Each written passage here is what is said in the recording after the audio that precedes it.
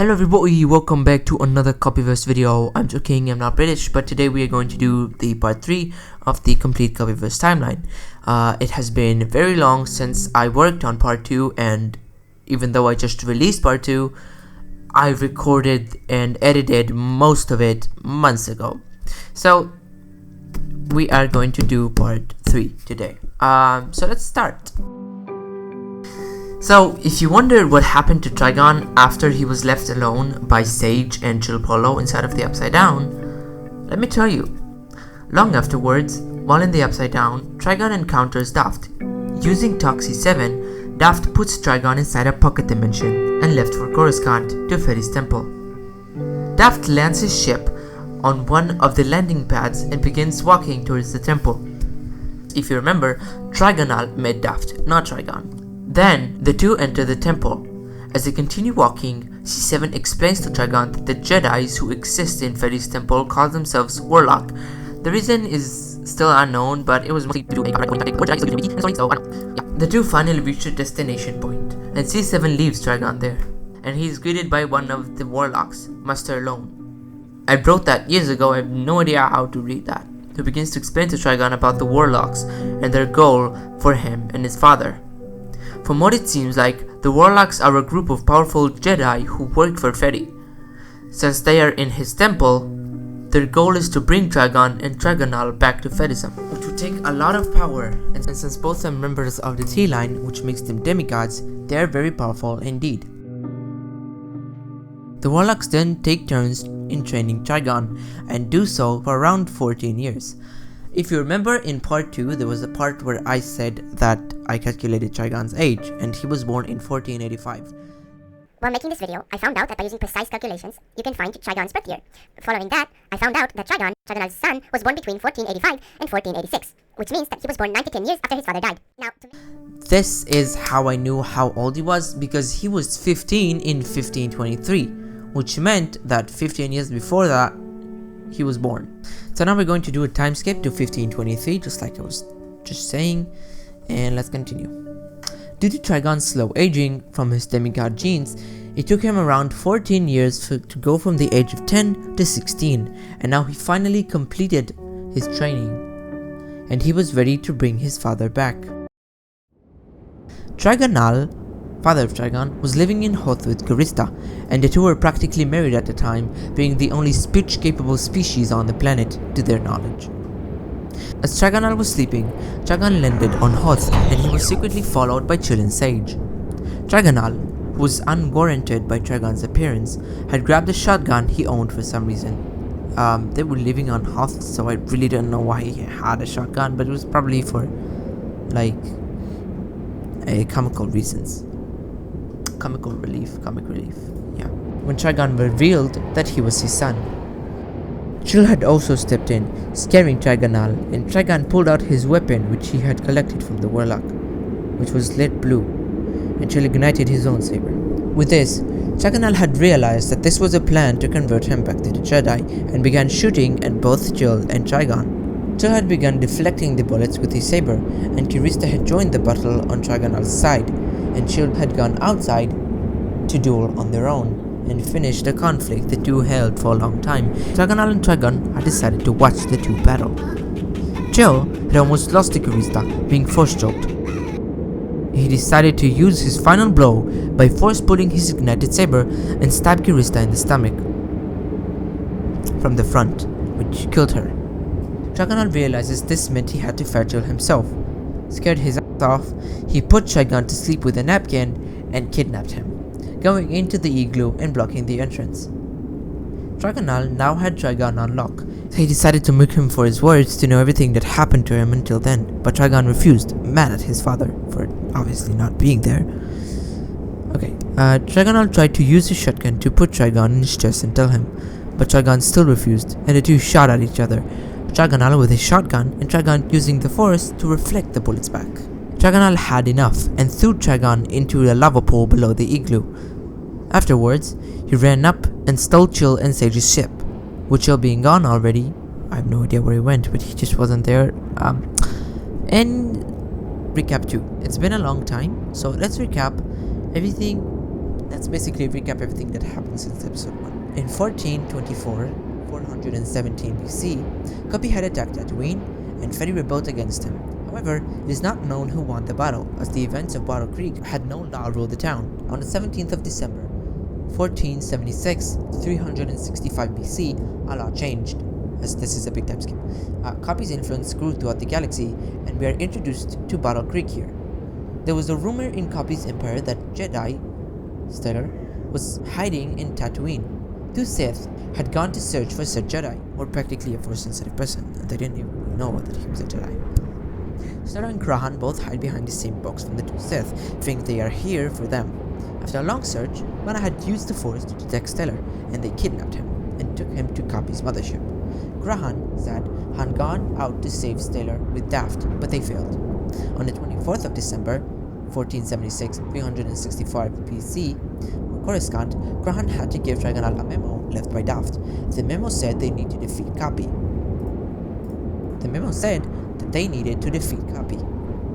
And the sender was unknown. It was Daft, but Daft gave him the memo, but no one knew who sent the memo itself.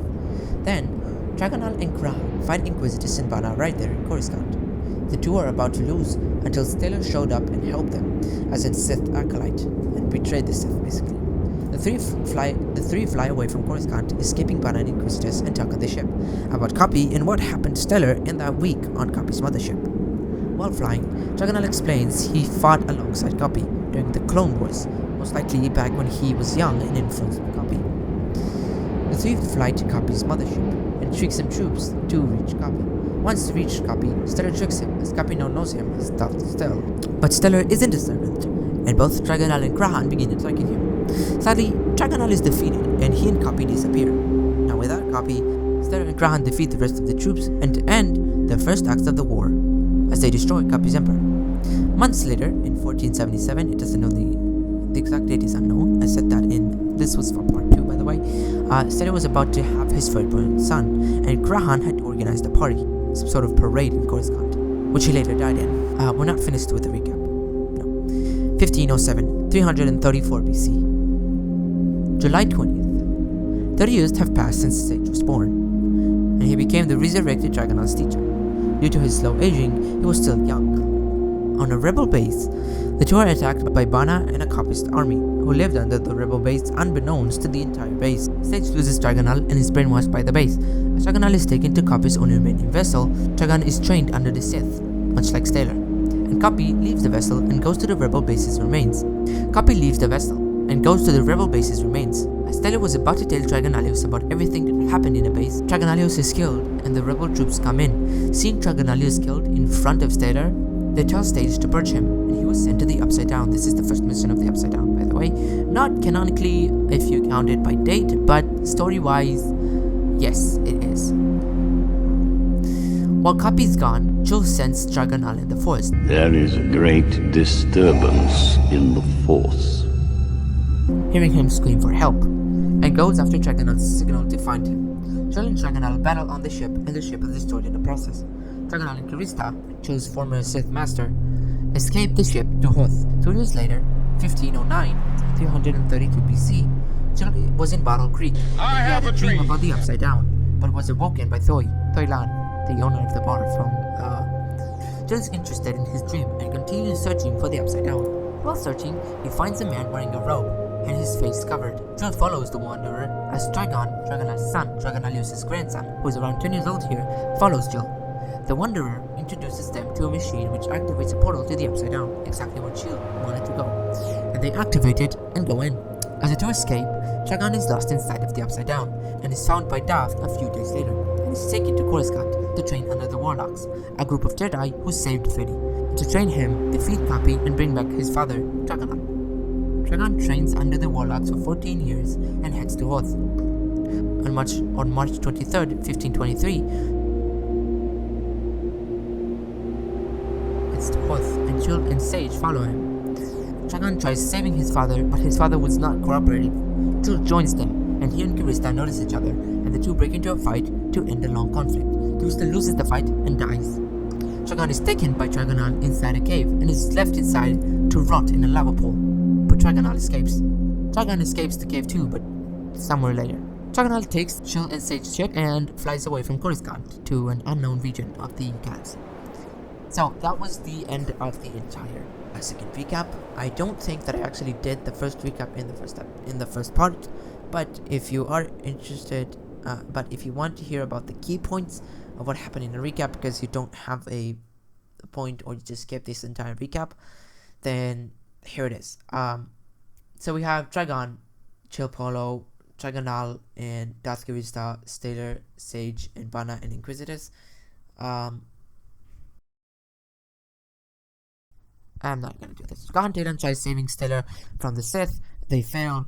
They go back to Coruscant. A few days later, John Astley gave a memo to Dragonal. Dragonal is his son of the god, brother of Koppie and Fetty, and the two are interrupted by two Sith, and they fight them, and then they almost lose to the Sith, but Stellar helps Gran, and so right now I'm going to do the Battle of Coruscant. So let me end the recording here, and I will continue it in another one.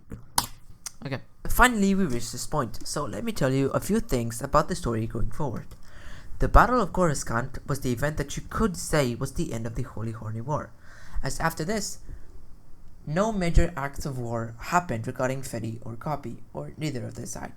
However, a counterpoint to the first thing, in 1956, Earth, Coruscant, Junsis 4, Tatooine, and several other planets in the Lanikia supercluster had signed the Treaty of Coruscant, a treaty of peace, which had both Koppie and Fetty's names signed onto it, which would mark peace between the Lanikia supercluster. Number 3, beware that the video might end after explaining the Battle of Coruscant, as at this point,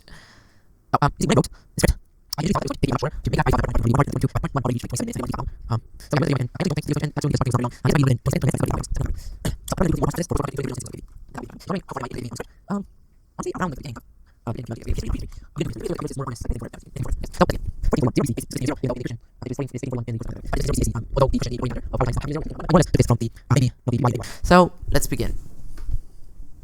1441, 0 BC AC. This was basically year 0. 420 years of rigorous fighting have passed. Coruscant was in flames. The battle has begun.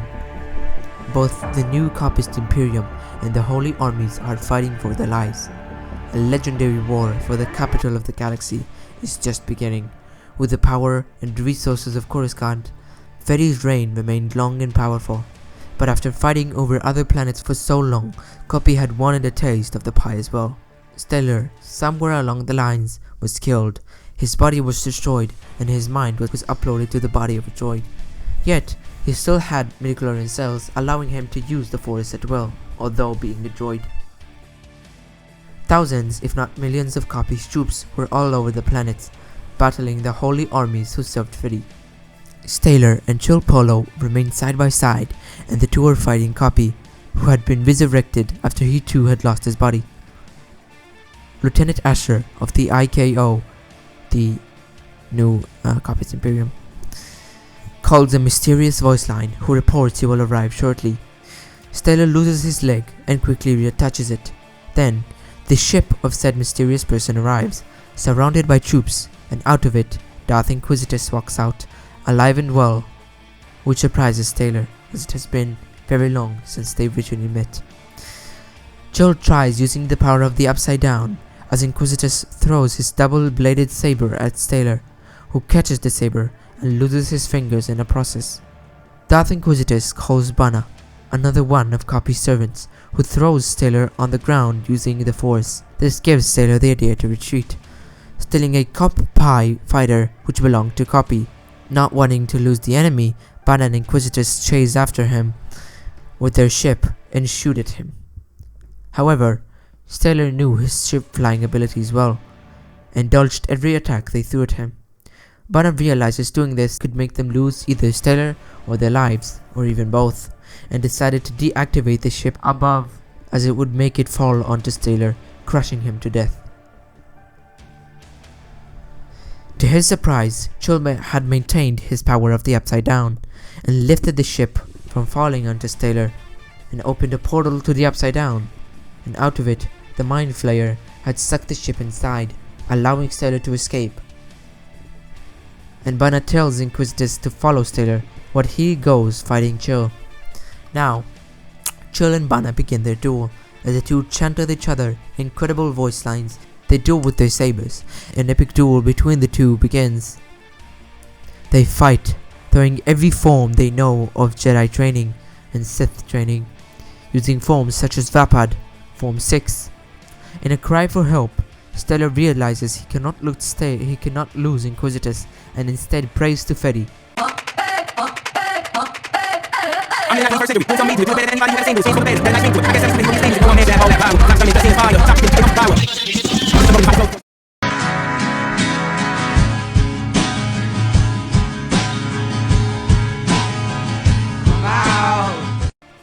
The skies crack above them. A white blinding aura fills it, as Fedi emerges from above and the sound of an angel's choir plays. Koppie, saddened by Fedi's appearance, retreats, and Fedi begins to spread holiness throughout the planet, slowly covering the dead, burnt grounds into giant grassland filled with flowers and plants. Koppie's army and all the Sith and sinners turn into bottles filled with McDonald's Sprite, as it was known as the holy water of Fedism, and Koppie dies once again. Fedi finishes his job and disappears, not for long. Now that the war was truly over, Tragonal falls out of the skies as they turn to normal, and Stellar recommends they all go to a new planet, which was once conquered by Koppie, planet Earth. Okay, and that was it. Let me know if you liked that part. So, I don't think that I will start doing the Times of Earth thing, because this video might actually be over 30 minutes by now. Might not, I don't know. I'll see what happens when I begin editing it, but let me read you the aftermath of the war, because there is an aftermath. For the aftermath, I didn't really categorize it by time, I more or less categorized it by locations. Aftermath. On Coruscant, Fedi had taken the time off to rebuild his kingdom. As said by the timeline, he lost the temple in 1953, or 400, or 4953, or 4,000, or 4,900 years, or 4,953 years after the battle, which means until then it was under his reign. During these times, Fedi had re-established Coruscant, turning it to what it looked like in Star Wars. A statue of Grahan was built to honor him, ending the first acts of the war. On Mustafar, due to Koppie's death, the troops which stayed on the planet had honored him and stayed faithfully. However, instead of attacking Fedi's territories and antagonizing Fedi's beliefs, they became Koppie's followers, like a cult without a leader, and stayed on their home planet to worship their own god. On Junsis 4. Junsis 4 was actually a planet that was first mentioned in the Star Wars timeline's KPV story with Zhao. However, during the sequels, the planet became canon for the KPV itself, so there are no details about it, and same could be said for Tatooine. I guess I'll do an outro for you guys now. Let me know if you like this episode. I actually kind of feel like I rushed it, even though the recordings do say that each recording is like 8 to 12 minutes, and I think that's pretty much enough. I did say that I would combine all of the parts that I do perhaps into parts, and I might do that depending on how long they will be at the end. Like I've said at the beginning, at the intro of the video, the entire script is not finished, meaning that there is still a lot for me to write if I want to finish it. Things like the originals and the sequels and all of the other spin-offs are still not written into the timeline, and they're not really written into the timeline page on the wiki as well. So if I want to edit them and I want to finish the script, there's going to be a lot of stuff that I'm going to need to do. But until then, I'm going to do some filler content, I guess you could call it, and I'm going to tell you guys about what happened on the political and human aspect of planet Earth during the times after the Holy Horny War. So let me know if you guys like this video, and I will see you guys in part 4.